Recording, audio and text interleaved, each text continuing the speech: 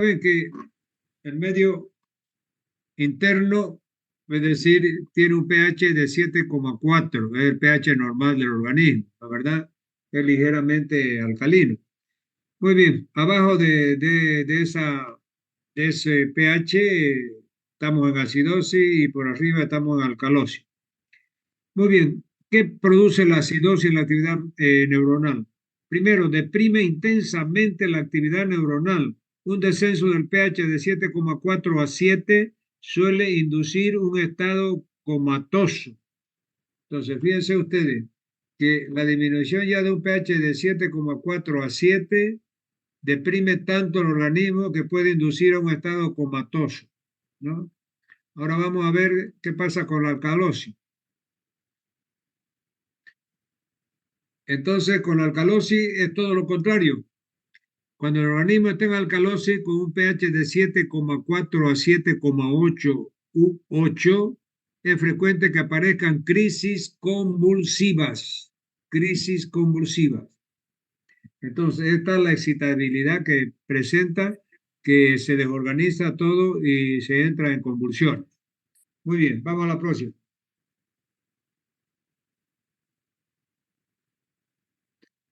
Receptores sensitivos. Aquí se nos describen los tipos de receptores sensitivos que tiene el organismo. Ya habíamos visto que eran de cinco tipos, ¿verdad? Un ratito. Aquí está. Lo que está en amarillo son los mecanorreceptores. Luego vienen los termorreceptores, los nociceptores, receptores electromagnéticos y quimioreceptores.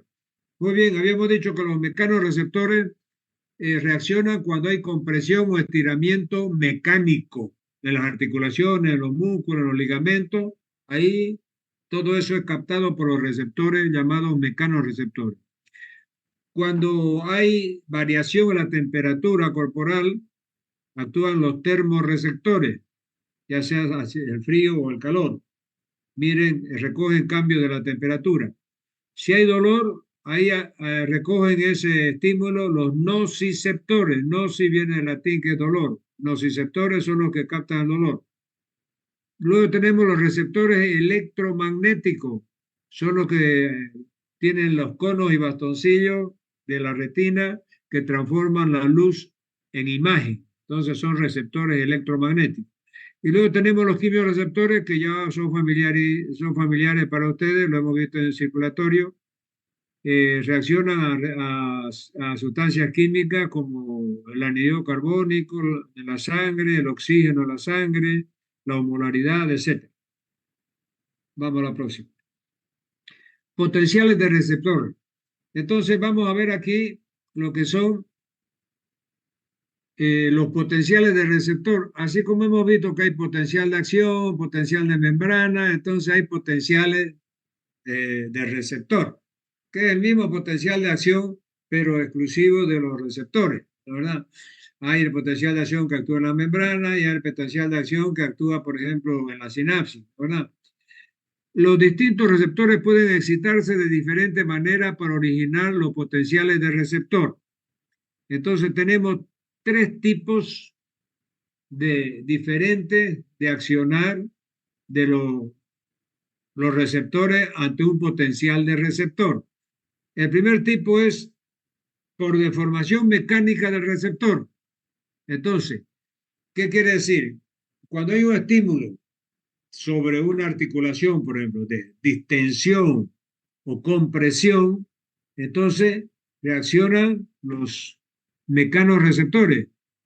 Es decir, se distiende la membrana y abren los canales iónicos. Entonces, el mecanismo de acción es que va a distender la membrana y van a entrar y va a abrir los canales iónicos que hemos visto en el transporte de membrana.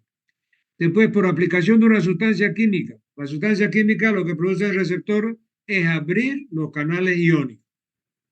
Y en tercer lugar tenemos los termorreceptores, ya sea frío o calor. Su mecanismo es que alteran la permeabilidad de la membrana del receptor. Sigamos. Sensaciones somáticas.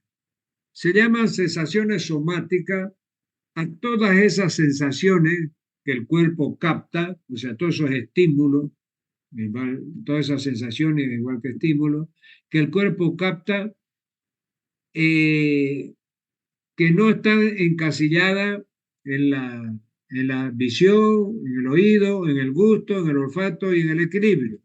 Esos son sentidos especiales que están en el libro de Guyton, en último lugar, que nosotros, todos los docentes de medicina, no nos da para pasarlo eso, y además que eso va a ser visto también en las especialidades médicas, por ejemplo, la vista, oftalmología, el oído, en otorrino, etcétera, etcétera. ¿Ya? Entonces, sensaciones somáticas son todas ellas, menos la vista, oído, gusto, olfato y equilibrio. Se clasifican, o sea, las sensaciones somáticas son básicamente captadas por estos dos tipos de receptores. Mecanorreceptores, capta tacto y posición. Termorreceptores, frío y calor. Después tenemos el sistema somatosensorial. Es un grupo de al menos 4 sentidos. Entonces, este es otro sistema que capta las sensaciones, se llama sistema somatosensorial. Es un grupo de al menos 4 sentidos: el tacto, la temperatura, la posición de las partes del cuerpo y el dolor. Sus receptores están repartidos por todo el cuerpo y permiten detectar estímulos mecánicos, químicos y físicos como la temperatura, más el dolor. Entonces, tacto es mecánico, temperatura es físico, posición del cuerpo, hemos visto que vamos a ver la angulación que sufren las distintas estructuras del cuerpo, que la vamos a ver más adelante. Sigamos.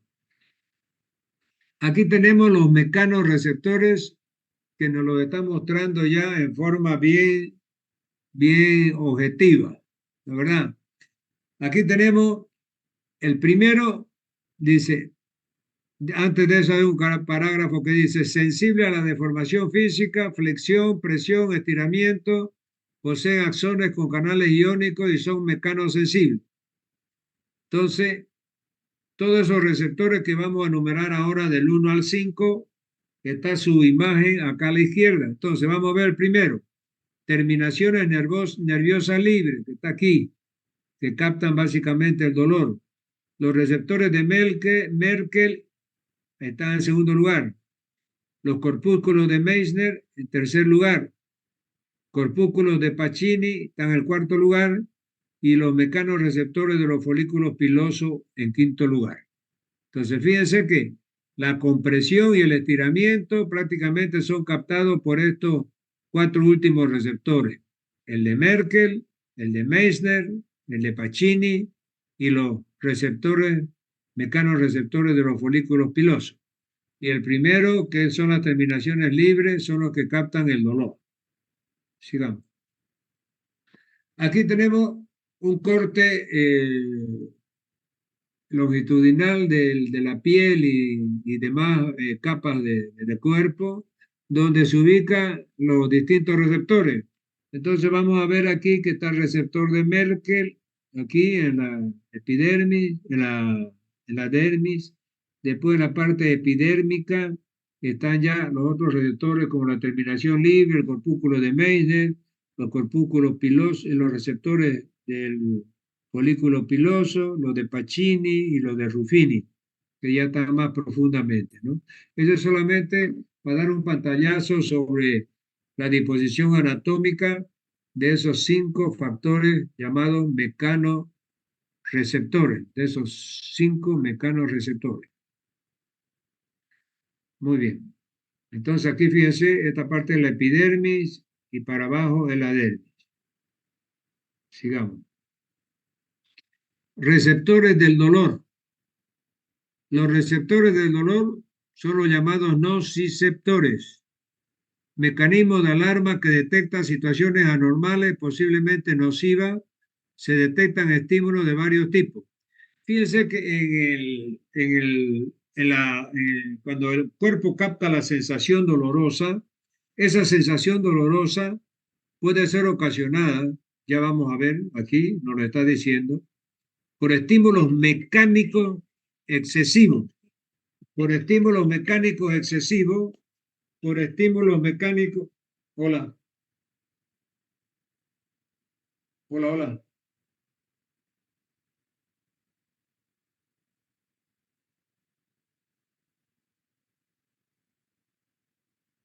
Bueno, le decía yo entonces, los receptores del dolor son los nociceptores. CAPSA, noci viene de dolor, nociceptores. Y pueden ser térmico, perdón, mecánico, térmico y químico. ¿Qué quiere decir? Una compresión excesiva, porque ya hemos visto que los receptores mecánicos, es decir, reaccionaban a la presión y al estiramiento. Una presión o un estiramiento excesivo en los nervios, en los músculos, en las articulaciones, es decir, causa dolor. Entonces, por eso es que los nociceptores van a captar esa sensación dolorosa. Sensaciones térmicas, cuando hay mucho calor y mucho frío que está en contacto con esos receptores, entonces van a captar esa variación térmica como un dolor los nociceptores, porque está en exceso. Mientras sea un calor y un frío soportable, son los termorreceptores los que lo van a captar. Si fuera una tracción mecánica aceptable, los mecánicos receptores lo van a captar. Pero ya cuando está en exceso, es decir, la presión excesiva en los mecánicos y el calor y frío extremo en los térmicos ya son captados por los nociceptores que captan el dolor. Químico, un pH excesivo también o una acidez excesiva o una alcalinidad excesiva de sustancias químicas ya lesionan los tejidos y produce ya lesión con dolor porque está siendo lesionado el tejido. Entonces, los receptores están repartidos por todo el cuerpo, no solo en la piel, excepto en el cerebro. En el sistema nervioso central, que no hay receptores del dolor. Sigamos. Aquí dice, por ejemplo, todas las células del cuerpo son sensibles a la temperatura, ya que pueden afectar su funcionamiento químico, pero en especial el cerebro, por su complejidad, requiere una temperatura más estable que otras partes del cuerpo, de tal manera que es vital que la temperatura se mantenga alrededor de los 37 grados y no supere los 45,5 grados centígrados. Entonces, fíjense ustedes que el rango de soporte que soporta el cuerpo sin lesionarse es de 37 a 40,5 grados. Por eso es que la gente se desespera ya cuando está con 41 grados, etcétera, porque ya puede producir algunas lesiones nerviosas y hay que bajarla a cualquier precio esa temperatura. Sigamos. Propioceptores. Fíjense que aquí es interesante y para aplicarlo voy a tratar de explicarlo lo mejor posible en forma virtual, porque siempre es mejor en forma presencial, ¿no? Pero partimos de un principio, estos propios sectores, fíjense, captan, esa es la percepción que ellos tienen, la posición relativa de los miembros del cuerpo, el movimiento del cuerpo y la velocidad con que se realiza ese movimiento del cuerpo. ¿Qué quiere decir? El sistema nervioso central, el cerebro, recibe información en tiempo real, online, de cada uno de los segmentos en milésimas de segundo. Por ejemplo, ¿cuál es la posición entre la tercera falange y la segunda? ¿Cuál es la posición entre la segunda y la primera? ¿Cuál es la posición con el calcáneo? ¿Cuál es la posición con el tobillo? ¿Cuál es la posición con la tibia? ¿Cuál es la posición con la rótula? Entonces, eso permite, por ejemplo, para dar un ejemplo bien práctico, por ejemplo, un corredor, un velocista que ha competido en el Campeonato Mundial de Velocidad, en las Olimpiadas, etcétera. Ustedes saben de que los corredores de los velocistas de 100 metros han bajado ya el, el, la medida, por ejemplo, de antes no podían superar los 10 segundos para recorrer en velocidad, en carrera, esos 100 metros. Entonces ahora han superado o se han bajado de 10 segundos y están en 8 segundos. Esos son los famosos velocistas que le llaman así en términos líricos, es decir, los hijos del viento, ¿no verdad? Entonces, para que una persona corriendo a esa velocidad, una velocidad menor inclusive, es decir, para que no trastabille y caiga de nariz al suelo y pierda el equilibrio, el sistema nervioso tiene que tener un control en tiempo real, online, de todos los segmentos del cuerpo. Es como cuando ustedes ven un video, por ejemplo, en cámara lenta y ven que la posición está inclinada 10 grados, después 15 grados, después 20 grados, 30 grados, etcétera. Y ustedes han visto que eso es una manifestación de cómo ese movimiento tan rápido como un velocista para superar la marca de los 100 metros tiene que correr para llegar a marcar ese tipo de tiempo. Y para eso precisa que tener una coordinación en tiempo real, online, en milésimas de segundo de cada segmento del cuerpo para que no se vaya de cabeza al suelo. Muy bien. Percepción, entonces, posición relativa de los miembros del cuerpo, movimiento, velocidad, etcétera. Hay detectores en los músculos, en las articulaciones, en los ligamentos. Sirve para explorar objetos, guiar el movimiento de las extremidades. Entonces, ahí en el dibujo ustedes tienen un pie, tienen un corte de la médula y tienen un cerebro. Y fíjense que todos esos impulsos que van saliendo de la médula o que van entrando de las articulaciones del pie hacia la médula, todos se dirigen después al sistema nervioso central para que haya un comando único en tiempo real y online de todos los segmentos del cuerpo. Eso es en función de los propios sectores, ¿no? Sigamos. Y aquí vemos que esa coordinación de los movimientos segmentarios, etcétera, etcétera, va por dos vías de la sensibilidad somática. La primera vía se llama vía de la columna dorsal y lemnisco medial. Aquí está, en la izquierda dice, vía de la columna dorsal y lemnisco medial. Entonces esta vía, que tiene que saberla, por supuesto, fíjense que la sensación propioceptora, ¿ya? Entra por los axones de la raíz dorsal de la médula. Aquí está entrando por la raíz dorsal de la médula, que es donde entra la sensibilidad, y ahí hace sinapsis en la neurona, en la motoneurona de la raíz dorsal de la médula.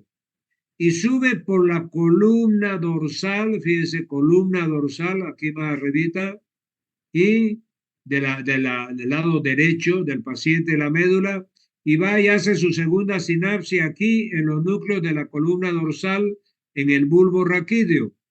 Fíjense que esta parte que está medio cafecita así y tiene la indicación bulbo raquídeo. Y de aquí del bulbo raquídeo, del lado derecho del paciente, se cruza al lado izquierdo del bulbo y va por el lemnisco medial, o sea, este otro haz nervioso que va del bulbo al tálamo. Y de aquí del tálamo recién va a la cuarta neurona y hace sinapsis aquí en las células piramidales, ya vamos a ver neuronas piramidales de la corteza cerebral. Entonces, lo importante es que ustedes sepan que entra por el asta posterior de la médula, sube por la columna dorsal derecha en este caso hasta el bulbo, ahí hace una nueva sinapsis y ahí en el bulbo se cruzan al lado contralateral, al lado izquierdo de la médula del paciente y suben por el lemnisco medial, aquí está el lemnisco medial, hasta el tálamo donde hace otra nueva sinapsis y del tálamo van a la corteza cerebral y ahí termina. ¿Qué tipo de sensaciones va por ahí? Va por el tacto, la vibración, la discriminación entre dos puntos y la propiocepción, o sea, es la sensibilidad propioceptiva. Esa sensibilidad bien crítica, la calidad para, por ejemplo, discernir entre dos puntos bien pegados, que tiene una distancia muy mínima, entonces tiene que haber una discriminación bien epicrítica que se llama para poder decir que son dos puntos separados, ¿verdad? Bueno, entonces esa es la primera vía de la columna dorsal lemnisco-medial. Ahora vamos a ver qué acontece con la segunda vía, que es llamada la vía espinotalámica, que también tienen que saberlo. Fíjense que aquí, en el dibujo de la derecha, entra por los axones también de la raíz dorsal, o sea, raíz posterior de la médula. Entra a la médula espinal. Aquí está.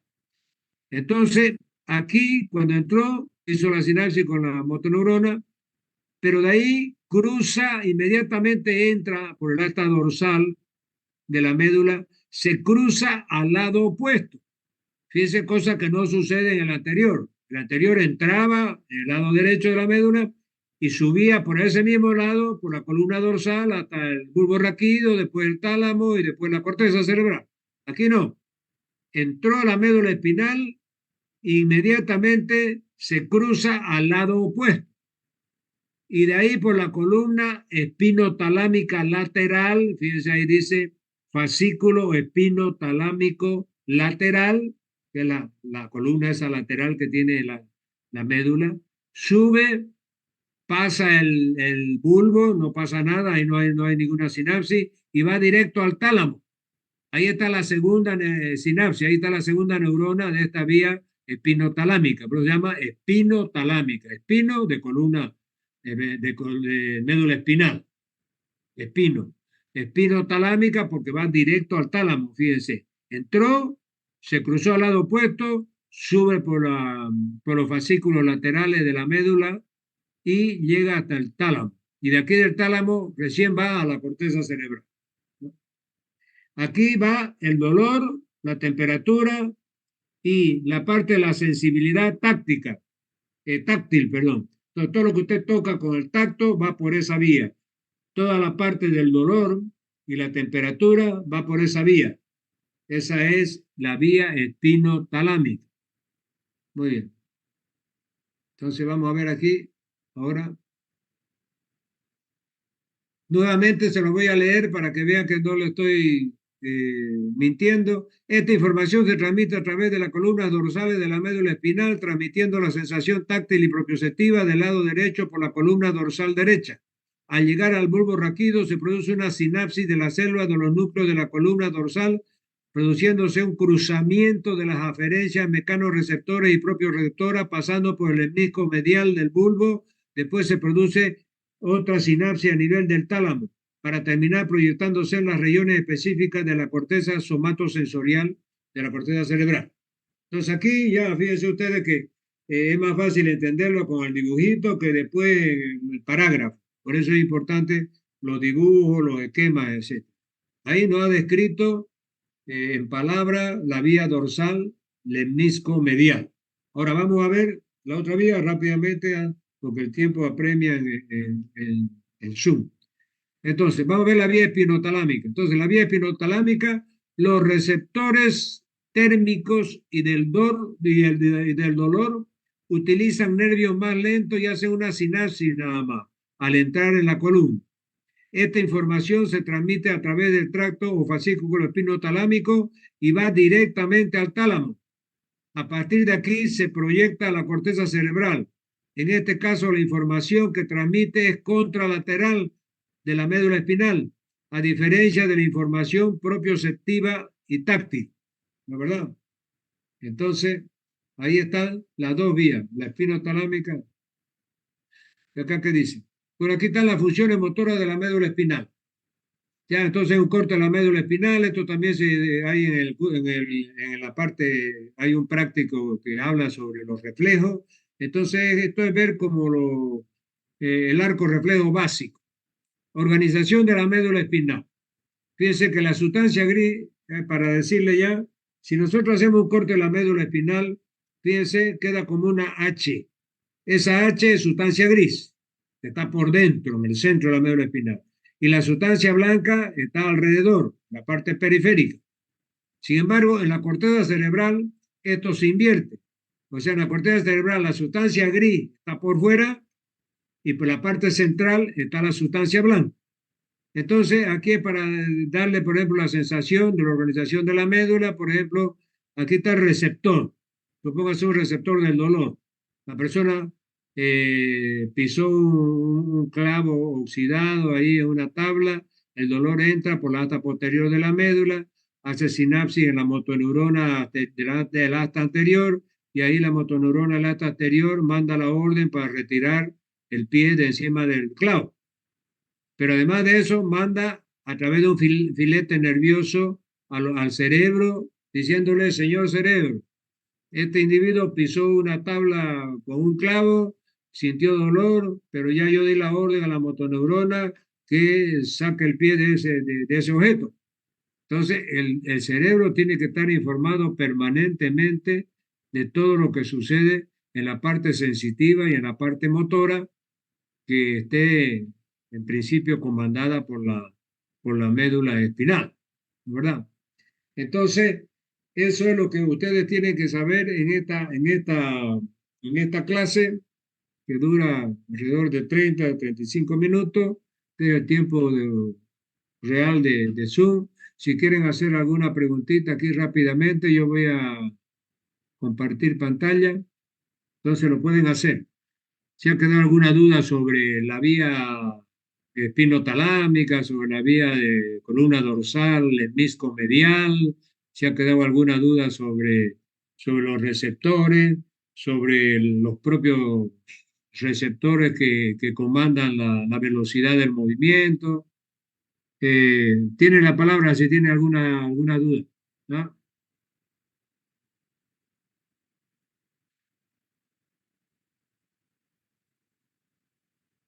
Adelante, no tiene audio en su micrófono. Está todo claro, doctor. Ah, perfecto. Ok, entonces está todo bien. Nos vemos el próximo lunes, que ya comienzan las exposiciones. Ya hablé también, porque di clase antes con el grupo F. Entonces ustedes son del grupo D. El día lunes van a estar presentes los dos primeros grupos con su tema para exponer en clase. Y nadie más. El resto se queda en casa, ¿no? Ya, eso es el día lunes. Día martes y el día jueves otra vez seguimos avanzando y ahí ya vamos a tener que definir la fecha del primer parcial y el temario, etcétera, etcétera. ¿Está bien? Está bien, doctor. Ok, un abrazo, pórtense bien, cuídense. Nos vemos entonces. Doctor, Chao, Hasta chao. luego. Hasta luego, doctor. hasta luego, doctor. Chao, Hasta luego, chao. doctor. Hasta luego, doctor.